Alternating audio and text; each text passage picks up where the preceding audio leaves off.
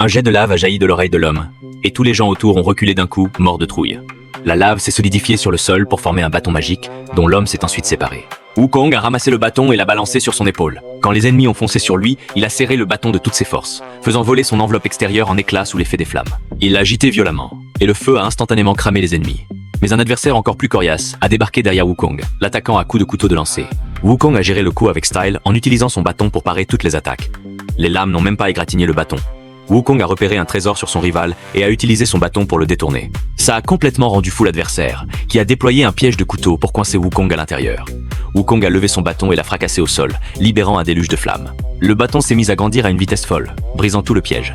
Le bâton retombait droit sur l'adversaire, mais celui-ci a réussi à esquiver de justesse sur le côté. Wukong a alors soulevé son énorme bâton magique de 1000 tonnes et l'a balancé sur son ennemi. C'est à ce moment-là qu'une femme a surgi de nulle part, tentant de stopper le bâton d'un simple doigt.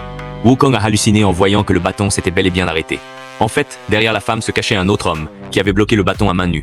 Le gars a baissé son arme, a planté fermement le bâton dans le sol, et a collé une telle droite à Wukong, qu'il l'a propulsé en arrière, le bâton reprenant instantanément sa taille normale.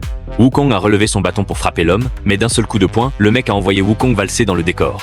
Pour finir, Wukong s'est fait capturer par une divinité. Le dieu lui a posé un serre-tête en or sur la tête et a commencé à réciter des incantations, ce qui a fait hurler Wukong de douleur au sol. Mais ce n'est que le début, car sa rébellion contre les dieux ne fait que commencer.